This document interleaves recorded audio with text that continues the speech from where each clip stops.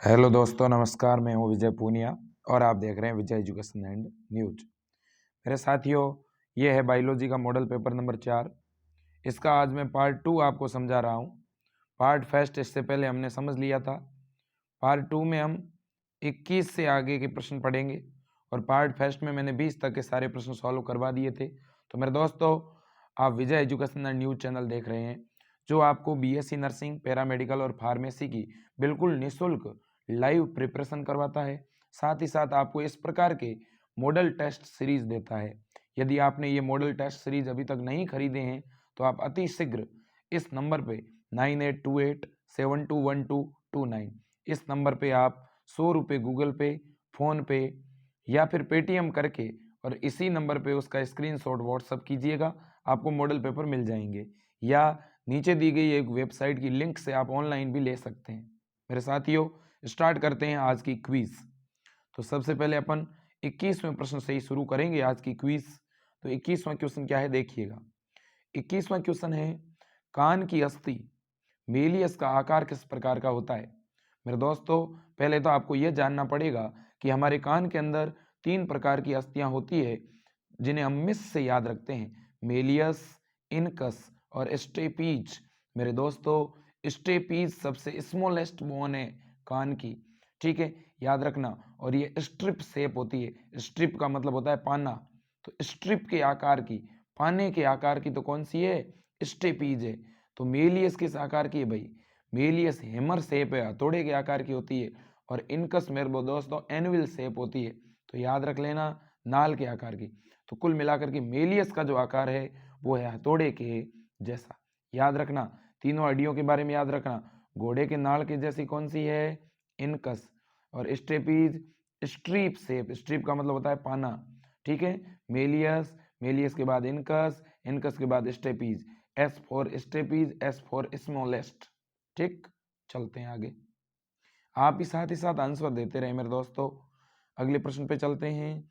अगला प्रश्न है, ग्राफीन पुट्टिकाएं कहाँ पाई जाती है। बहुत ही सिंपल सा प्रश्न है। ग्राफीन पुट्टिका कहाँ पाई जाएगी?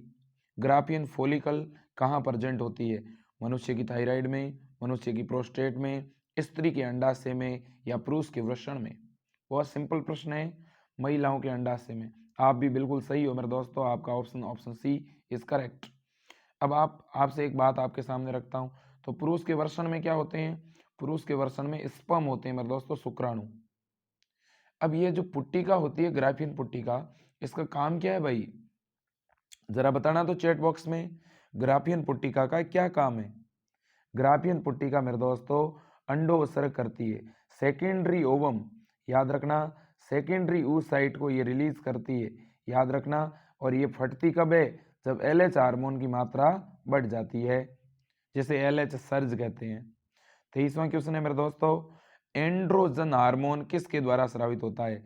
एक होता है एंड्रोजन, एक होता है एस्ट्रोजन। दोनों में बहुत फर्क है और बहुत से बच्चे यहाँ मिसगाइड हो जाते हैं, मैंने देखा है। एस्ट्रोजन अगर आता तब आंसर अंडा से होता, एंड्रोजन आया है। एंड्रोजन एंड्रस से बना है, एंड्रस का मतलब होता है नर। तो मेरे दोस्तों, ये नर की जनन ग्रंथि, लिंग ग्रंथि वृषण के द्वारा स्रावित होगा। एंड्रोजन के अंदर एक हार्मोन होता है, उसका नाम है टेस्टोस्टेरोन। नाम आपने जरूर सुना होगा। तो टेस्टोस्टेरोन लिखो चाहे एंड्रोजन लिखो, बात तो एक ही है। अगले प्रश्न पे चलते हैं। अगला प्रश्न है मेरे दोस्तों, अस्थि की आधात्री किस प्रोटीन की बनी होती है? पिछली बार ये पेपर थोड़ा अपडेट हुआ है मेरे दोस्तों, पिछली बार पेपर के अंदर टाइपिंग मिस्टेक थी, उसे मैंने ठीक किया है। तो देखिएगा, अस्थि यानी हड्डी, हड्डी की जो मैट्रिक्स होती है वो किससे मिलकर बनती है? एक ये प्रश्न ऐसे भी आ सकता है कि उपास्थि यानी जो कार्टिलेज होती है उनकी मैट्रिक्स किसकी बनी होती है? पहले मुझे आप ये बताओ, सभी चैट बॉक्स में आंसर तो देखें, कार्टिलेज की मैट्रिक्स में क्या होता है? बिल्कुल सही, कॉन्ड्रीन होता है। तो बोन की मैट्रिक्स में क्या होगा? ओसीन नाम की प्रोटीन पाई जाती है, याद रखना मेरे दोस्तों। अगले प्रश्न पे चलते हैं। अगला प्रश्न है, स्तनधारियों के शुक्राणु के एक्रोसोम को घेरने वाली झिल्ली, क्या झिल्ली का टूटना क्या कहलाता है? मेरे दोस्तों, आपको पता ही है, शुक्राणु का शीर्ष भाग एक्रोसोम या अग्रपिंडक कहलाता है। जब इसकी झिल्ली जो है वो टूट जाती है तो उस घटना को आप क्या कहते हैं? सक्रियण है कि योग्यता अर्जन है कि एग्लूटिनेशन है कि कॉटरन है? जल्दी बताइएगा मेरे दोस्तों, इस प्रोसेस को आप क्या कहेंगे? जल्दी बताइएगा, शाबाश। आपका आंसर देखिए, मैं यहाँ पे एक बात भी आपको समझाना चाहता हूँ इसके आंसर के साथ में। वैसे आप सभी के आंसर सही है। देखो आप मेरे दोस्तों, आपको पता है कि जो शुक्राणु होता है इसका जो एक्रोसोम है इसमें बहुत सारे एंजाइम होते हैं। ये एंजाइम क्या करते हैं कि अंडाणु की जो कला होती है ना उसका भेदन करते हैं, जिससे ये शुक्राणु का एक्रोसोम किसके अंदर आ जाता है? अंडाणु के अंदर आ जाता है। तो मेरे दोस्तों, जब शुक्राणु अंडाणु को भेदेगा तो इसका मतलब वो शुक्राणु जो है उसमें पूरी तरह से योग्यता है भेदने की, कैपेसिएशन। और कई बार ऐसे पूछ लेते हैं कैपेसिएशन या योग्यता अर्जन से क्या अभिप्राय है? तो आप क्या कहोगे? किसी शुक्राणु के द्वारा अपनी जाति के अंडाणु को फर्टिलाइज करने की क्षमता है, और यह क्षमता शुक्राणु मादा जनन पथ में अर्जित करता है, याद रख लेना। इसके बाद में अगले प्रश्न पे चलते हैं। अगला प्रश्न है, किडनी का निर्माण किस जनन स्तर द्वारा होता है? किडनी का निर्माण कौन से जनन स्तर द्वारा होता है? बताइएगा, आपके सामने चार ऑप्शन है। किडनी का निर्माण कौन से जनन स्तर द्वारा होता है? या मैं पहले आपसे एक प्रश्न पूछता हूं, मैंने कल की क्लास में करवाया था। बताओ, हार्ट का निर्माण कौन से जनन स्तर द्वारा होता है? हार्ट कौन से जर्मिनल लेयर के द्वारा हार्ट का फॉर्मेशन होता है मेरे दोस्तों? Very good, very good. Answer देते रहे, बिल्कुल सही कह रहे हो आप, मीजोडर्मल। मेरे दोस्तों, हमारा हार्ट भी मीजोडर्मल है और हमारा जो कंकाल है वो भी मीजोडर्मल है, याद रख लेना। ठीक है। और यदि हम किडनी की बात करते हैं तो किडनी भी क्या है? मीजोडर्मल है। अब है स्वतंत्र अपव्यूहन का नियम। स्वतंत्र अपव्यूहन का नियम सिद्ध किया जाता है। मेरे दोस्तों, यहाँ एक बात समझाना चाहता हूँ। ग्रेगर जोहान मेंडल ने टोटल 3 नियम दिए थे। पहला डोमिनेंस का यानी प्रभाविता का, दूसरा मेंडल ने जो नियम दिया था मेरे दोस्तों वो नियम था पृथक्करण का, ठीक है ना, लॉ ऑफ सेग्रीगेशन। और तीसरा जो नियम दिया था वो था मेरे दोस्तों स्वतंत्र अपव्यूहन का। मेंडल का प्रभाविता का और जो पृथक्करण का नियम है मेरे दोस्तों, ये मोनो हाइब्रिड क्रॉस पर दिया गया है, एक संकर संकरण पर दिया गया है। लेकिन डाई हाइब्रिड क्रॉस पर कौन सा नियम है? स्वतंत्र अपव्यूहन का नियम। और स्वतंत्र अपव्यूहन का नियम मेरे दोस्तों द्विसंकर संकरण की F2PD पर लागू होता है। अब बात करते हैं इस नियम से रिलेटेड तथ्यों की। पहला तथ्य है F1PD की, तो F1PD पर तो ये नियम लागू ही नहीं होता। फिर है लंबे और बोने पौधे 3:1 में नहीं। स्वतंत्र अपव्यूहन तो जो है द्विसंकर संकरण पर लागू होता है, और द्विसंकर संकरण की F2PD में लक्षण प्रारूप क्या होता है? 9:3:3:1, 9:3:3:1। ये मेरे दोस्तों फिनोटाइपिक रेशियो है। ये फिनोटाइपिक रेशियो है डाई हाइब्रिड क्रॉस का। मोनो हाइब्रिड क्रॉस का फिनोटाइपिक रेशियो क्या है? 3:1। अब सुनिएगा मेरे दोस्तों, फिर इसने कहा है F2PD में चिकने और झुर्रीदार बीजों वाले पौधों का प्रकटन होना, F2PD में लंबे और बोने पौधों का प्रकटन होना। जल्दी बताइएगा। देखें यहाँ पे स्वतंत्र अपव्यूहन के नियम को, 1 मिनट के लिए थोड़ा अपना प्रश्न गायब हो गया। स्वतंत्र अपव्यूहन के नियम को प्रकट करने वाला, ठीक है, जल्दी बताओ। देखें सबसे पहले मेरे दोस्तों यहाँ पे ऑप्शन सी पे आओ। F2PD में चिकने का मतलब होता है किस तरह के मेरे दोस्तों?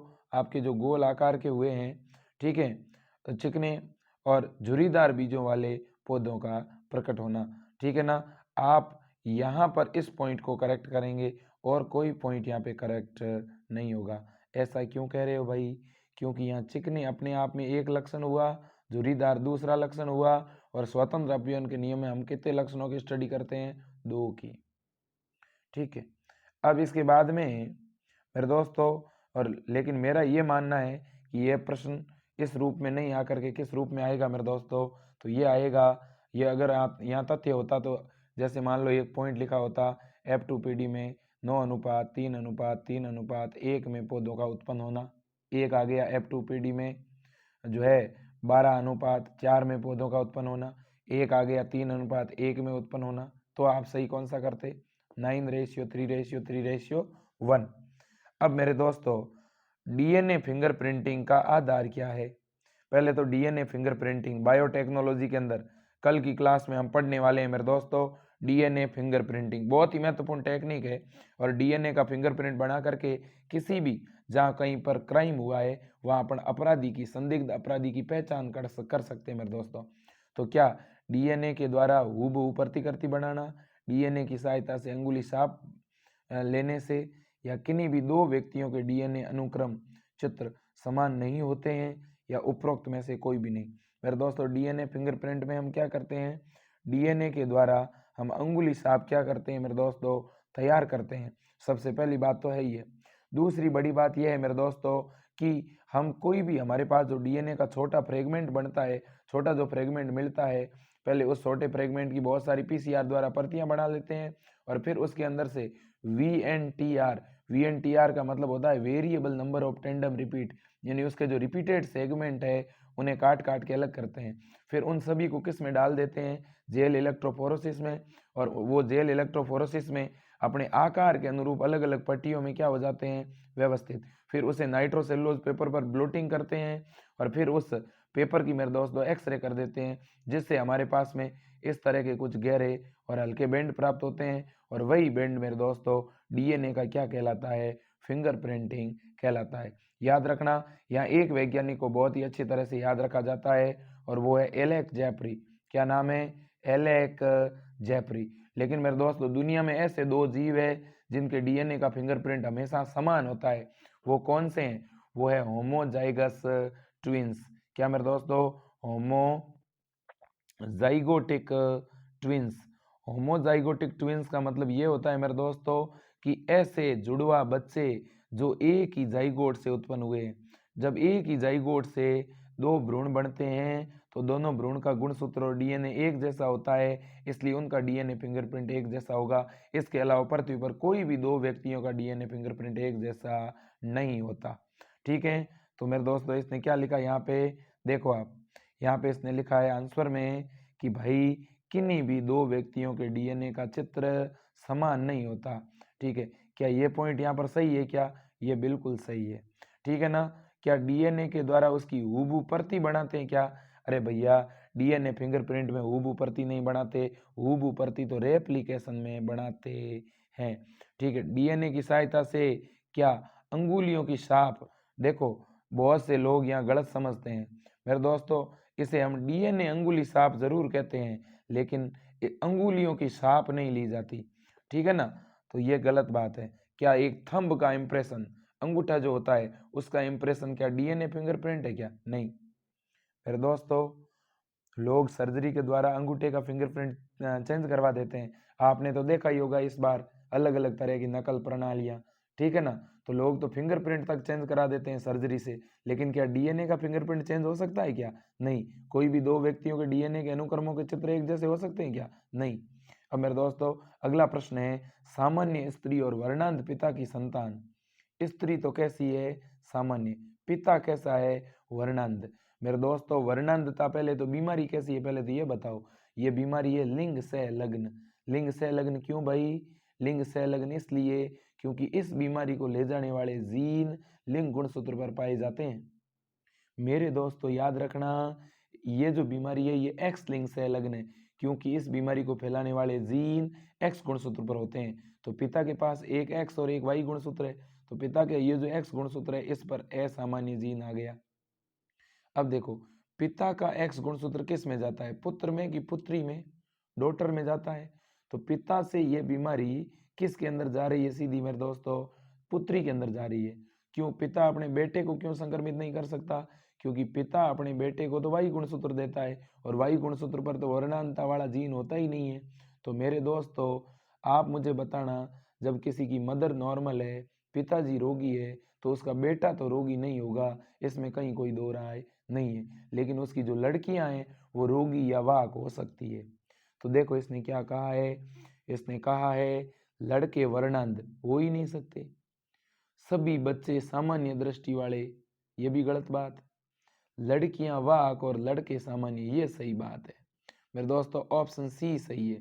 क्या मैंने बात समझाई वो आपके समझ में आई होगी लगभग। मानव जनसंख्या के संदर्भ में सबसे पहले जनसंख्या का सिद्धांत है किसने दिया था, यहाँ तो सीधा ही आंसर है मेरे दोस्तों। देखो डार्विन ने तो दिया नहीं, लेमार्क ने तो दिया नहीं। क्यों? क्योंकि लेमार्क ने तो जैव विकास का सिद्धांत दिया, जिसका नाम है उपार्जित लक्षणों की वंशागति, और इसका दूसरा नाम है लेमार्कवाद। डार्विन ने दिया मेरे दोस्तों प्राकृतिक चयन का सिद्धांत, जिसे कहते हैं डार्विनवाद। तो पीछे बचा मोल्थस, ठीक है, और बोडेनहेमर। तो ये तो वैसे ही है, कोई साइंटिस्ट स्पेसिफिक है ही नहीं, ठीक है ना। आपका मोल्थस बड़ा काम का है। माल्थस ने जनसंख्या का सिद्धांत दिया था मेरे दोस्तों, पॉपुलेशन थ्योरी दी थी। चलो अगले प्रश्न पे, प्रतिरक्षी अणु। पहले तो प्रतिरक्षी है क्या ये जान लो मेरे दोस्तों। प्रतिरक्षी को अपन बोलते हैं एंटीबॉडी। क्या बोलते हैं? एंटीबॉडी मेरे दोस्तों। और एंटीबॉडी बनती कब है? जब बाहर से कोई रोगाणु या क्या आता है, एंटीजन। जब बाहर से कोई एंटीजन आता है तो हमारी बी लसीकाणु, कौन सी लिम्फोसाइट मेरे दोस्तों? बी लिम्फोसाइट क्या हो जाती है? प्रेरित हो जाती है। प्रेरित होकर के कौन सी कोशिका में बदलती है? प्लाज्मा कोशिका में। और वो प्लाज्मा कोशिका एक प्लाज्मा प्रोटीन बनाती है, उस प्लाज्मा प्रोटीन को इम्यूनोग्लोब्यूलिन कहते हैं। और मेरे दोस्तों यही इम्यूनोग्लोब्यूलिन एंटीबॉडी कहलाती है। तो एंटीबॉडी कैसे बनी? पहले बार से कौन आया? रोगाणु या प्रतिजन। प्रतिजन का सामना करने के लिए कौन तैयार हो गई? B lymphocyte. बी लिम्फोसाइट ने कौन सी सेल बनाई? प्लाज्मा उत्पादित सेल। प्लाज्मा सेल ने क्या बनाई? Plasma protein. कौन सी वाली प्लाज्मा प्रोटीन? एंटीबॉडी। एंटीबॉडी कौन से वाली प्लाज्मा प्रोटीन होती है? एल्ब्यूमिन होती है कि ग्लोब्यूलिन होती है कि फाइब्रिनोजन होती है? जल्दी बताओ देखें। एंटीबॉडी कैसी प्लाज्मा प्रोटीन होती है? एल्ब्यूमिन, ग्लोब्यूलिन की fibrinogen? Very good very good, immunoglobulin. कैसी ग्लोब्यूलिन होती है ये? इम्यूनोग्लोब्यूलिन। इसलिए एंटीबॉडी को आईजी से रिप्रेजेंट करते हैं। आप मुझे बता सकते हो एंटीबॉडी कितने टाइप की होती है?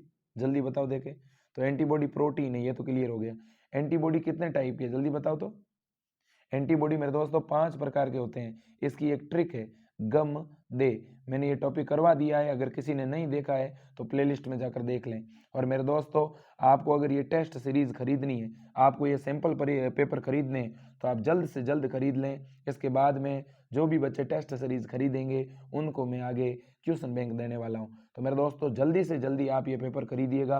अभी तक अगर नहीं खरीदे हैं तो तुरंत 9828721229 इस नंबर पे 100 रुपये तुरंत आप गूगल पे, फोन पे या पेटीएम कर दीजिएगा। मेरे दोस्तों कॉल करने की जरूरत नहीं है आपको जिसके भी चाहिए, BSc nursing, pharmacy, paramedical, Hindi medium, English medium, ठीक है। आप बिल्कुल पूरी तरह से आश्वस्त हो जाइए, भरोसा करते हुए पेमेंट 100 रुपये कर दीजिए। मैं आपके ऊपर पीडीएफ भेज दूंगा व्हाट्सएप पे, ठीक है। पेमेंट करने के बाद इसी नंबर पे आपको व्हाट्सएप करना पड़ेगा। इसके अलावा मेरे दोस्तों नीचे वेबसाइट का लिंक भी मैं डाल दूंगा, ठीक है। और एक आपसे निवेदन करता हूं मेरे दोस्तों, आपके लिए जब मैं इतना समय निकालता हूं, आप आखिर मेरे को 2 मिनट क्यों नहीं दे रहे हैं? आप क्यों अपने स्टेटस पर ये लिंक नहीं डाल रहे हैं?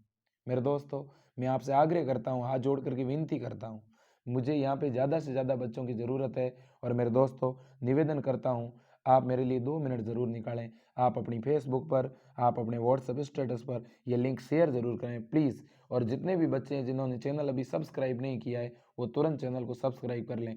मेरे दोस्तों एंटीबॉडी 5 प्रकार की होती है। एक होती है IgG, दूसरी होती है IgA, फिर IgM, IgD और IgE। IgE मेरे दोस्तों एलर्जिक प्रतिक्रिया में भाग लेती है। IgG, जी फॉर याद रखना गर्भावस्था। गर्भावस्था के दौरान बच्चे को माँ की अपरा से भोजन मिलता है, तो अपरा से बच्चे में कौन सी एंटीबॉडी जाती है? IgG। IgA, ए सबसे पहली है, तो बच्चे का सबसे पहला आहार क्या होता है? माँ का दूध। तो माँ के दूध में क्या होती है? IgA। बस इन तीनों के बारे में आपको याद रखना है। अब सुनो नेक्स्ट प्रश्न है। नेक्स्ट प्रश्न है, निम्न में से कौन से रोग में अंगुलियों के अंदर विकृति आ जाती है? बताओ देखें। आपको पता है पुराने टाइम में अपने जो बुजुर्ग वगैरह हुआ करते थे, वो एक दूसरे को जब भी गाली देते थे, श्राप देते थे, तो वो ये कहते थे तेरे को तो कुष्ठ हो जाएगा, तेरे को तो कोढ़ हो जाएगा, ठीक है ना। मेरे दोस्तों ऐसा क्यों कहते थे वो? ऐसा इसलिए कहते थे क्योंकि मेरे दोस्तों कुष्ठ बहुत घातक बीमारी होती थी, जिसमें व्यक्ति का जो शरीर है उसके ऊपर का पूरा रंग उड़ जाता था, साथ ही साथ उसकी अंगुलियां वगैरह पूरी एकदम ड्राई हो जाती थी, सूख जाती थी, छोटी हो जाती थी, विकृत हो जाती थी मेरे दोस्तों। तो याद रख लेना, यह है कुष्ठ रोग, ठीक है ना, तो जिसमें अंगुलियां विकृत होती है। तो टिटेनस क्या है भाई? टिटेनस तो मेरे दोस्तों तंत्रिका तंत्र और पेशियों से संबंधित विकार है। ये तो मेरे दोस्तों क्लोस्ट्रीडियम टिटेनी नाम के जीवाणु से होती है। कौन सा जीवाणु? Clostridium tetani. तो आप चैट बॉक्स में कमेंट करके बताना देखें। क्षय रोग जिसे टीबी कहते हैं, टीबी का रोगजनक कौन सा है? जल्दी बताओ देखें। और टाइफाइड, सॉरी ये तो न्यूमोनिया है, न्यूमोनिया का रोगजनक, न्यूमोनिया का रोगजनक होता है मेरे दोस्तों, जल्दी बताइएगा। बिल्कुल सही, बिल्कुल सही। जो है क्लोस्ट्रीडियम, सॉरी आप उसे बोलते हैं माइकोबैक्टीरियम ट्यूबरक्यूलोसिस। वेरी गुड, शाबाश। न्यूमोनिया का जल्दी बताओ देखें। न्यूमोनिया का क्या हीमोफिलस इन्फ्लुएंजी भी होता है क्या? ये भी आप मुझे बताइएगा, ठीक है ना। और मेरे दोस्तों टाइफाइड का जल्दी बताओ देखें, टाइफाइड का साल्मोनेला टाइफी, वेरी गुड। और स्ट्रेप्टोकोकस न्यूमोनी तो बिल्कुल सही कह रहे हो, लेकिन मैं ये कह रहा हूं कि स्ट्रेप्टोकोकस न्यूमोनी के अलावा हीमोफिलस इन्फ्लुएंजी भी निमोनिया रोग उत्पन्न करता है, ठीक है ना। चलो एक इस पर और प्रश्न पूछ लो, रोग पर बता दोगे आप? चलो बताओ तो। मेरे दोस्तों एक संक्रमण होता है जिसे बोलते हैं ड्रॉपलेट इन्फेक्शन। क्या? Droplet infection. आप मुझे ये बता दो कि इन बीमारियों में से कौन सी बीमारी है जो ड्रॉपलेट इन्फेक्शन में आती है? ड्रॉपलेट इन्फेक्शन का मतलब है जब कोई व्यक्ति खांसता है या सींकता है, स्नीज करता है, ठीक है ना, कफ करता है, तो उस दरमियान कोई छोटे छोटे एरोसेल सोल निकलते हैं, छोटे छोटे सूक्ष्म बूंदक बाहर आते हैं और उन बूंदकों के अंदर रोगाणु होता है और वो जब बीमारी को लेके जाता है तो ऐसी बीमारी ले जाने के तरीके को ड्रॉपलेट इन्फेक्शन कहते हैं। तो ऐसी बीमारी कब आगे ट्रांसफर होगी? अगर किसी के फेफड़े में बीमारी हो चुकी है, किसी की श्वास नली में ये रोग है, तो ये ड्रॉपलेट इन्फेक्शन से फैलेगा। अगर उसकी आंत में रोग है तो ड्रॉपलेट से फैलेगा क्या? नहीं। तो एक तो न्यूमोनिया फेफड़े को संक्रमित करता है और एक क्षय रोग, तो ये दोनों ही ड्रॉपलेट इन्फेक्शन से होने वाले रोग है। अब इसके बाद में रेशम कीट जो है, रेशम कीट की किस अवस्था से रेशम प्राप्त होता है? आप मुझे बताओ पहले तो। रेशम कीट का जो अंडा होता है, अंडे से जो जीव बाहर निकलता है उसे कहते हैं लार्वा, और रेशम कीट की लार्वा को कहते हैं कैटरपिलर। कैटरपिलर मेरे दोस्तों सहतूत की पत्तियों को खाता है और बहुत मोटा हो जाता है, हट्टा कट्टा। जैसे ये मोटा होता है तो उस समय फिर ये खाना बंद कर देता है और फिर निष्क्रिय हो जाता है। निष्क्रिय होकर के किस में बदल जाता है? प्यूपा में, ठीक है ना। तो मेरे दोस्तों जैसे ही लार्वा ने फुल भोजन कर लिया, इसके बाद ये क्या करता है, अपने चारों तरफ रेशम ग्रंथियों की मदद से रेशम का धागा लपेटता रहता है, ठीक है ना।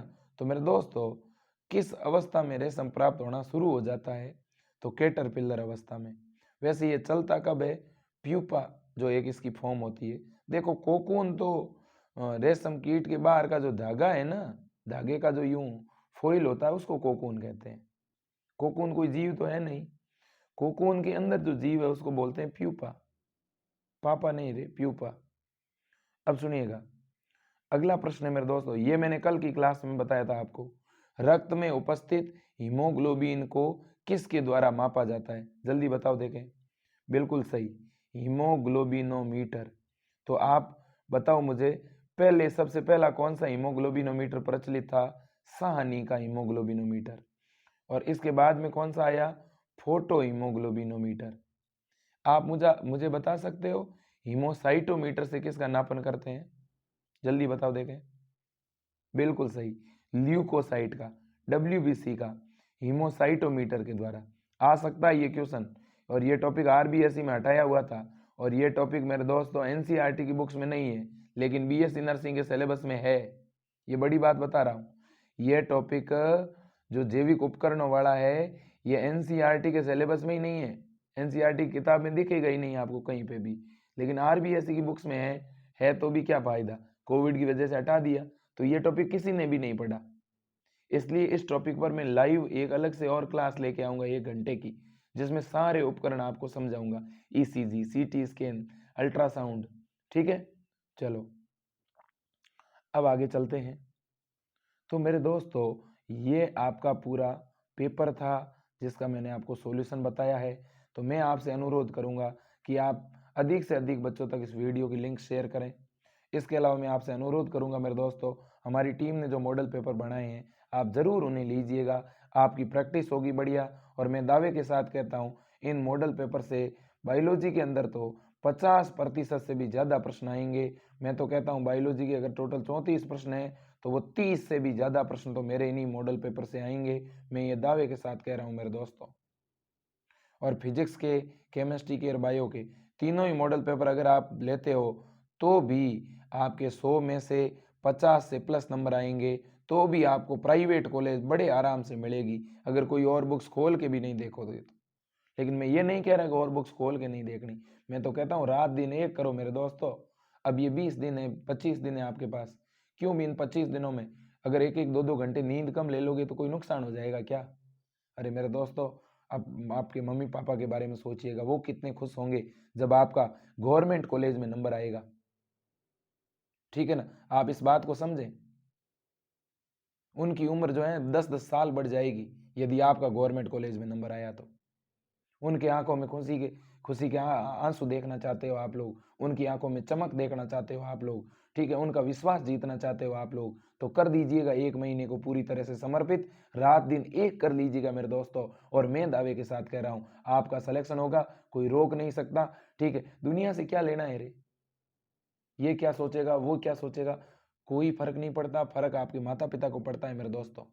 दुनिया जो भी कहे कहने दो, ठीक है, दुनिया की नकारात्मकता से दूर रहो, उनकी छोटी मोटी बातों से टेंशन ना करो, ठीक है, आप केवल पढ़ाई में लग जाओ। मैं दावे के साथ कह रहा हूँ आपका सिलेक्शन जरूर होगा। आज जो लोग आपके ऊपर हंसते हैं, ठीक है, वो आपको सलामी ठोकेंगे, ठीक है, वो आपको मान लेंगे। दुनिया खुद ब खुद, दुनिया जो है ना मेरे दोस्तों, वो अलग तरीके से चलती है, आप दुनिया के अनुसार मत चलो। ठीक है, तो आज के लिए इतना ही मेरे दोस्तों। जय हिंद, वंदे मातरम, भारत माता की जय।